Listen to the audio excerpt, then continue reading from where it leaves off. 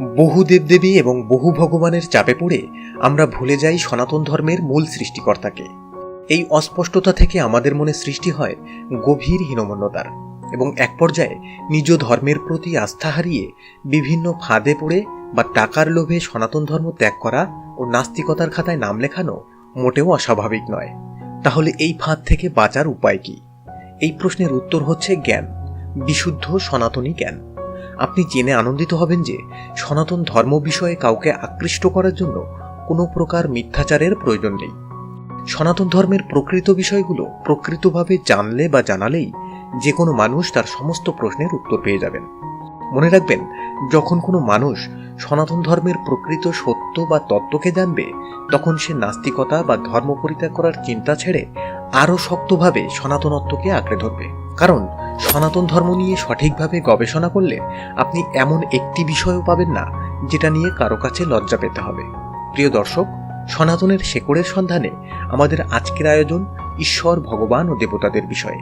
আমরা জানতে চাই ঈশ্বর, ভগবান ও দেবতা শব্দ তিনটির প্রকৃত অর্থ। খুঁজে বের করতে চাই এই তিনটি শব্দের মধ্যকার কিছু মৌলিক পার্থক্য, যা জানতে পারলে আমরা আধ্যাত্মিকতার ইন্দ্রজাল ভেদ করে আরও এক ধাপ এগিয়ে যাব ঈশ্বরের ঐশ্বরিকতার দিকে। তবে এই বিষয়ে সম্পূর্ণ জ্ঞান অর্জন করতে ভিডিওটি সম্পূর্ণ দেখার অনুরোধ রইল।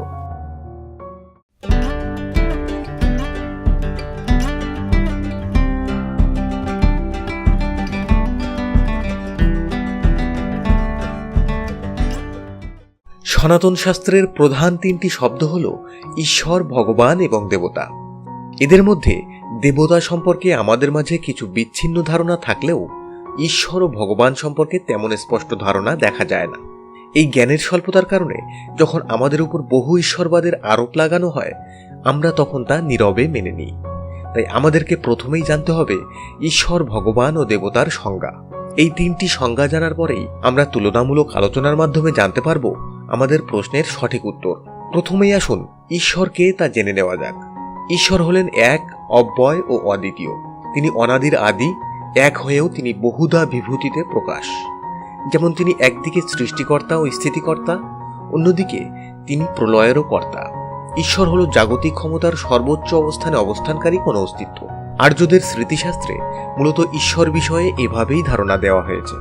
এই ঈশ্বরের ধারণা ধর্ম ও ভাষাভেদে কিছুটা ভিন্ন হলেও সকল ধর্মই ঈশ্বর বলতে এক অনন্ত অসীম সত্তাকেই প্রকাশ করে, যা সর্বকারণের আদি কারণ।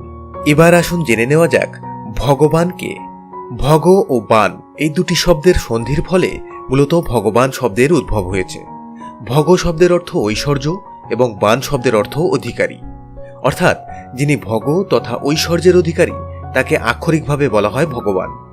পরাশর মুনি ভগবানের সংজ্ঞা দিতে গিয়ে বলেছেন, যার মধ্যে সমস্ত ঐশ্বর্য, সমস্ত বীর্য, সমস্ত যশ, সমস্ত শ্রী, সমস্ত জ্ঞান এবং সমস্ত বৈরাগ্য, এই 6টি গুণ পূর্ণমাত্রায় বর্তমান, তিনি হচ্ছেন ভগবান। মূলত এ কারণে সনাতন ধর্মে বহু মুনি, মহামুনি, ঋষি বা মহাঋষিদের নামের আগে ভগবান শব্দটির ব্যবহার হতে দেখা যায়। অন্যদিকে দেবতা শব্দের অর্থ হল যাদের মানে ও দানে আমরা পুষ্ট। প্রকৃতির যে সকল উপাদান বা পরমেশ্বরের সৃষ্ট বিভূতি জীবের জীবনধারাকে সর্বদা মসৃণ করে রাখে এবং তাদের দানে জীব তথা মানুষ পুষ্ট থাকে, তারাই মূলত দেবতা। অন্যভাবে বললে দেবদেবীরা হচ্ছেন নিরাকার ঈশ্বরের বিভিন্ন শক্তির সাকার রূপ। যেমন নিরাকার ঈশ্বরের বিদ্যাদায়িনী শক্তির সাকার রূপ হচ্ছেন দেবী সরস্বতী। আবার সেই একই ঈশ্বরের ধনদায়িনী শক্তির রূপ হচ্ছেন দেবী শ্রীলক্ষ্মী। এভাবে ৩৩ কোটি দেবদেবীর সবাই সেই একই ঈশ্বরের এক একটি শক্তির সাকার রূপ। এখানে ৩৩ কোটি দেবদেবীর প্রসঙ্গটি একটু বিশ্লেষণ করা প্রয়োজন। সনাতন ধর্মে ৩৩ কোটি দেবদেবী আছেন কথাটি শুনতেও বিব্রতকর, কিন্তু সত্য জানলে আপনাকে বিব্রত হওয়ার কোনো প্রয়োজন নেই। সংস্কৃতে কোটি শব্দের দুটি অর্থ, একটি হলো প্রকার, অপরটি হলো কোটি বা ক্রোড়। বেদে বলা হয়েছে আমাদের ত্রয়স্তি মাসতি কোটি দেবতা।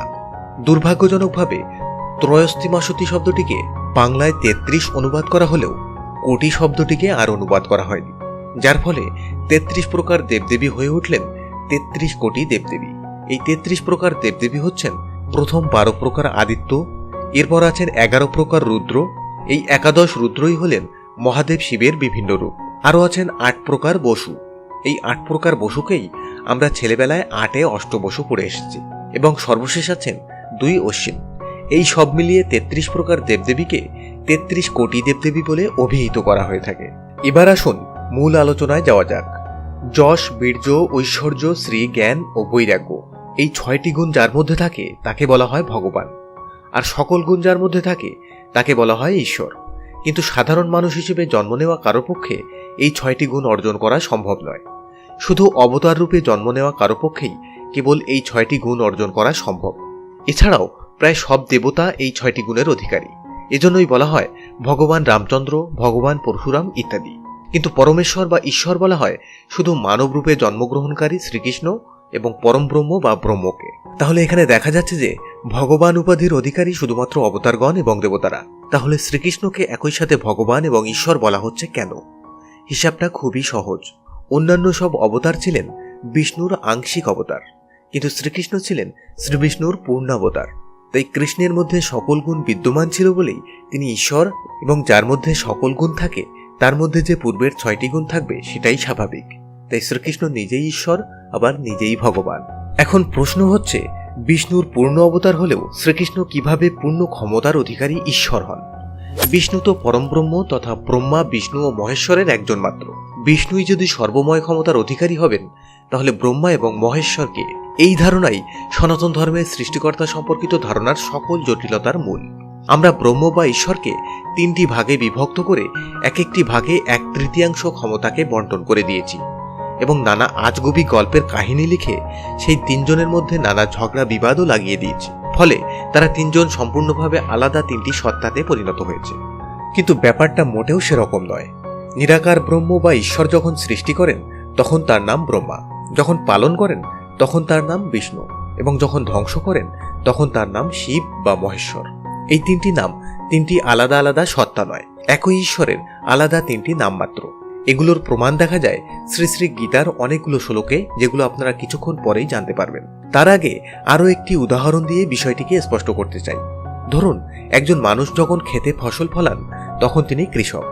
তিনি যখন তার কৃষিপণ্য নিয়ে নিজেই বাজারে বিক্রি করেন তখন তিনি দোকানি। বিক্রিত টাকা থেকে যখন তিনি কিছু ক্রয় করেন তখন তিনি ক্রেতা। তিনি যখন পায়ে হেঁটে বাড়ি ফিরছেন তখন তিনি পথিক। তিনি যখন বাড়ি ফিরলেন তখন তিনি গৃহস্বামী। এখানে এতগুলো পদবি দ্বারা শুধুমাত্র একজন মানুষকে নির্দেশ করা হয়েছে। এই পদবি বা নামগুলো নির্ধারিত হয় তার কর্ম বা পেশাকে ভিত্তি করে। ঠিক একই রকমভাবে পরমব্রহ্ম বা নিরাকার ঈশ্বর আমাদেরকে সৃষ্টি করেন, পালন করেন, আবার প্রয়োজনে সংহারও করে থাকেন। যখন তিনি সৃষ্টি করেন তখন আমরা তাকে বলি ব্রহ্মা, যখন পালন করেন তখন আমরা তাকে বলি বিষ্ণু, আবার যখন তিনি সংহার করেন তখন তাকে বলি শিব। একজন মানুষকে যেমন তার কর্ম বা পরিস্থিতি অনুযায়ী ভিন্ন ভিন্ন নামে ডাকা হয়, ঈশ্বরের ক্ষেত্রেও ব্যাপারটা ঠিক একই। এবার দেখুন, এতক্ষণ যা বললাম সেগুলোকে গীতা সমর্থন করে কিনা। খুব বেশি কিছু না বুঝলেও শুধুমাত্র শ্রীকৃষ্ণের বিশ্বরূপের তত্ত্বটি ভালোভাবে অধ্যয়ন করলেই বুঝতে পারবেন যে কৃষ্ণই সবকিছু, এবং সবকিছুর আশ্রয় কৃষ্ণের মধ্যেই। কৃষ্ণের বিশ্বরূপের মধ্যে যা কিছু নেই তার পূজা, প্রার্থনা বা আরাধনা করার কোনো প্রয়োজন নেই।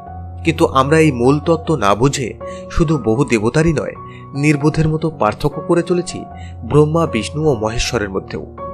যাই হোক, ঈশ্বর হিসেবে শ্রীকৃষ্ণই যে সবকিছু, এবার সেই প্রমাণগুলো তুলে ধরছি গীতার আলোকে। গীতার 10ম অধ্যায়ের 6 নম্বর শ্লোকে বলা হচ্ছে, সপ্ত মহর্ষি, তাদের পূর্বজাত সনকাদি, 4 কুমার ও 14 মনু সকলেই আমার মন থেকে উৎপন্ন হয়ে আমা হতে জন্মগ্রহণ করেছে, এবং এই জগতের স্থাবর জঙ্গম আদি সমস্ত প্রজা তারাই সৃষ্টি করেছেন। আপনারা জানেন ব্রহ্মার মন থেকে উৎপন্নদের মনু বলা হয়, কিন্তু এখানে শ্রীকৃষ্ণ বললেন 14 মনু তার মন থেকেই উৎপন্ন। তার অর্থ ব্রহ্মাই শ্রীকৃষ্ণ। আবার দেখুন, গীতার 11 অধ্যায়ের 15 নম্বর শ্লোকে বলা হয়েছে, অর্জুনকে বিশ্বরূপ দেখাতে গিয়ে শ্রীকৃষ্ণ তার দেহ কমলাসনে স্থিত ব্রহ্মাকে ধারণ করেছিলেন। আবার 10ম অধ্যায়ের 23 নম্বর শ্লোকে ভগবান শ্রীকৃষ্ণ বলেছেন, রুদ্রদের মধ্যে আমিই শিব, অর্থাৎ শ্রীকৃষ্ণই যে এখানে শিব তা প্রমাণিত হল। শ্রী শ্রী গীতার 13তম অধ্যায়ের 17 নম্বর শ্লোকে বলা হয়েছে, পরমাত্মাকে যদিও সমস্ত ভূতে বিভক্ত রূপে বোধ হয়, কিন্তু তিনি অবিভক্ত। যদিও তিনি সর্বভূতের পালক তথা বিষ্ণু, তবু তাকে সংহারকর্তা শিব ও সৃষ্টিকর্তা ব্রহ্মা বলে জানবে। শুধু তাই নয়, শ্রীকৃষ্ণই যে ব্রহ্ম সে কথাই বলা হয়েছে শ্রী শ্রী গীতার 14 অধ্যায়ের 27 নম্বর শ্লোকে। আমি নির্বিশেষ ব্রহ্মের প্রতিষ্ঠাতা বা আশ্রয়, অব্যয় বা অমৃতের, শাশ্বত ধর্মের এবং ঐকান্তিক সুখের আমিই আশ্রয়। এছাড়াও গীতার 10 অধ্যায়ের 31 নম্বর শ্লোকে ভগবান শ্রীকৃষ্ণ বলেছেন আমিই রাম। অন্যদিকে গীতার 10 অধ্যায়ের 24 নম্বর শ্লোকে তিনিই বলেছেন সেনাপতিদের মধ্যে আমি কার্তিক।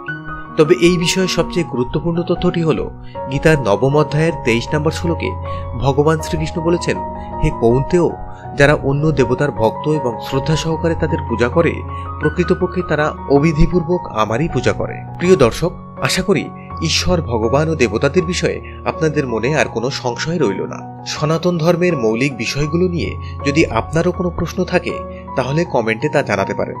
আপনার প্রশ্নের উত্তর নিয়ে হাজির হব আগামী কোনো এক ভিডিওতে।